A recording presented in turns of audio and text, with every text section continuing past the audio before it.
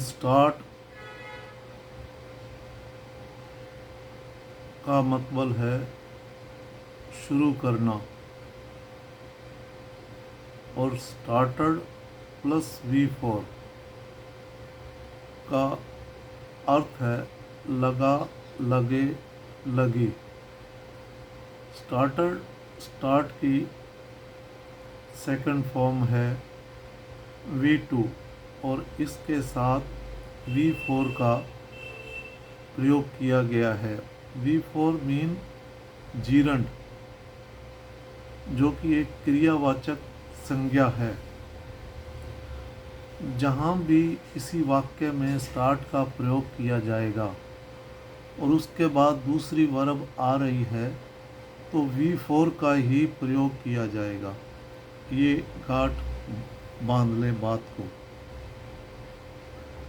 तो अब हम पास्ट इंडेफिनिट टेंस में स्टार्ट का प्रयोग V4 के साथ कर रहे हैं और इसी को ध्यान में रखते हुए टू प्रैक्टिस कुछ वाक्यों का अभ्यास भी कराया जाएगा, जिनका वर्णन नीचे दिया गया है।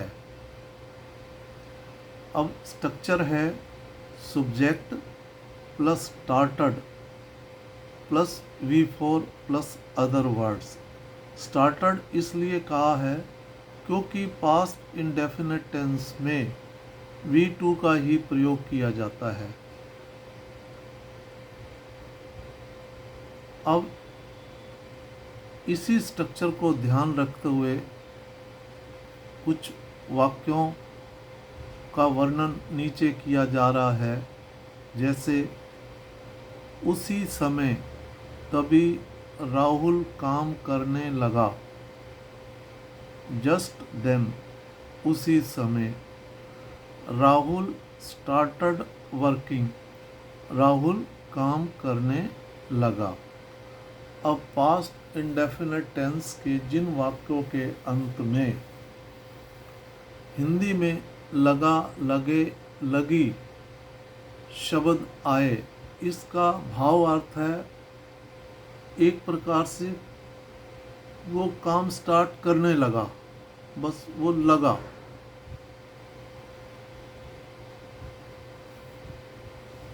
मतलब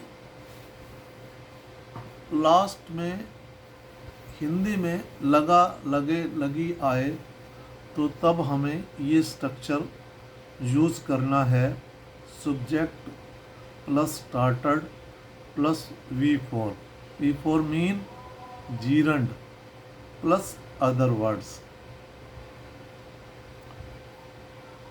एक ही समय में हम काम करने लगे। We started working at the same time। एक ही समय में हम काम करने लगे।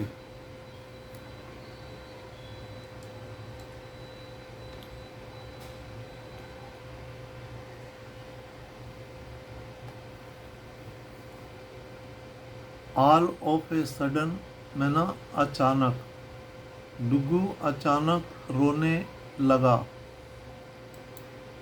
डुगू started weeping all of a sudden. Dugu अचानक रोने लगा। क्या तुम उससे बात करने लगे? Did you start talking to him? क्या तुम उससे बात करने लगे? अब आप कहेंगे कि यहाँ स्टार्ट के साथ टॉकिंग आया, ऊपर आप स्टार्टेड के साथ V4 का प्रयोग कर रहे थे। जिस किसी भी वाक्य में डिड का प्रयोग हो, वहाँ पर उस वाक्य में मेन वर्ब V1 आएगी, चाहे वो वाक्य नेगेटिव है या इंटेरोगेटिव है या WH फैमिली का है। Did as a helping verb इन वाक्यों में प्रयोग की जाती है, इसलिए मेन वर्ब जो है V1 आएगी। तो यहाँ पर did you start talking to him, क्या तुम उससे बात करने लगे? क्या तुम चाय बनाने लगे? Did you start making tea, क्या तुम चाय बनाने लगे?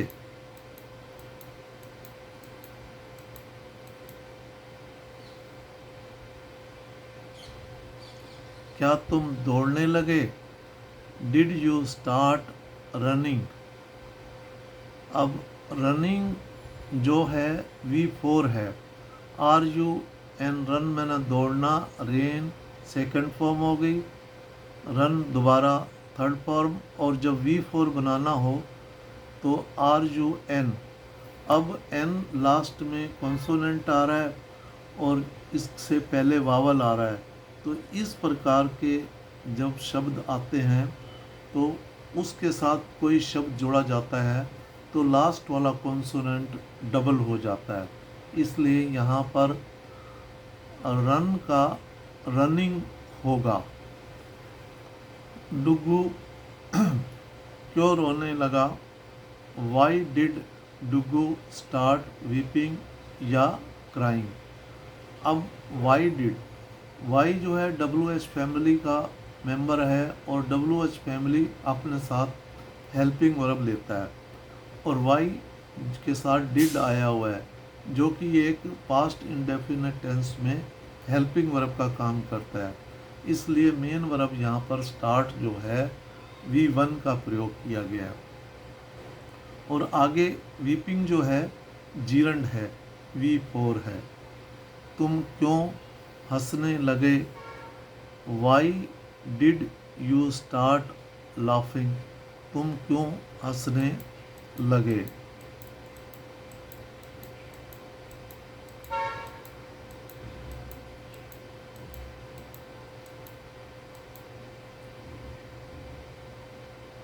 तुम किसके साथ जाने लगे?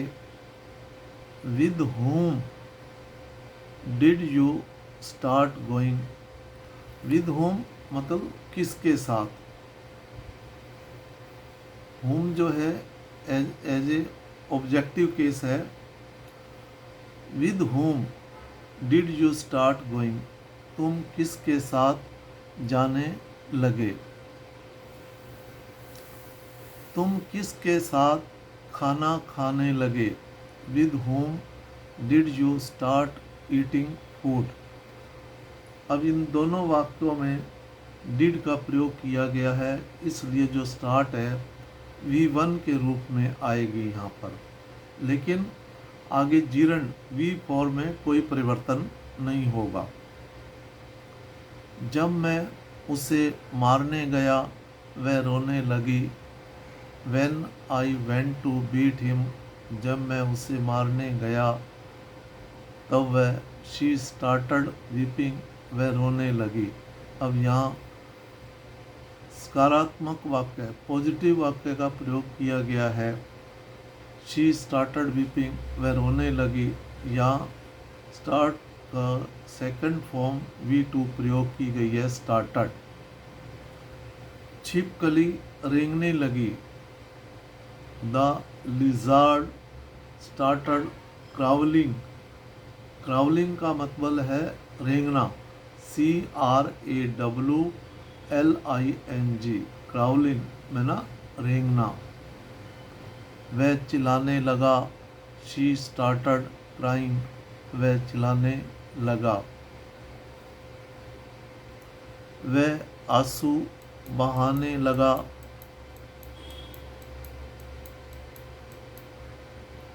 She started shedding tears, shedding tears में ना आंसू बहाना।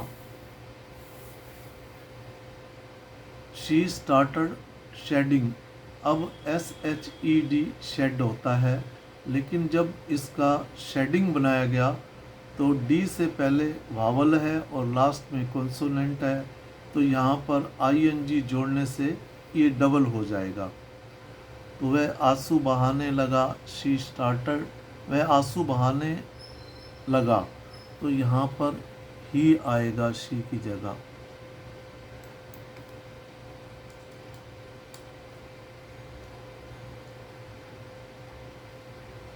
ही स्टार्टेड शेडिंग टीयर्स, वह आंसू बहाने लगा।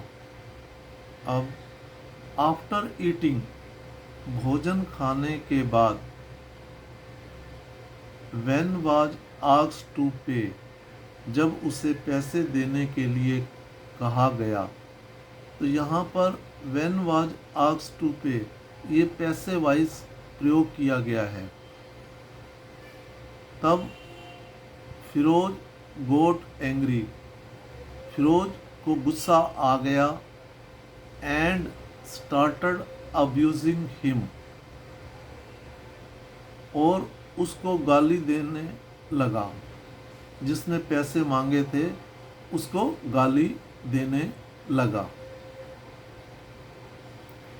वह भूखा था, इसलिए वह भोजन की तलाश करने लगा।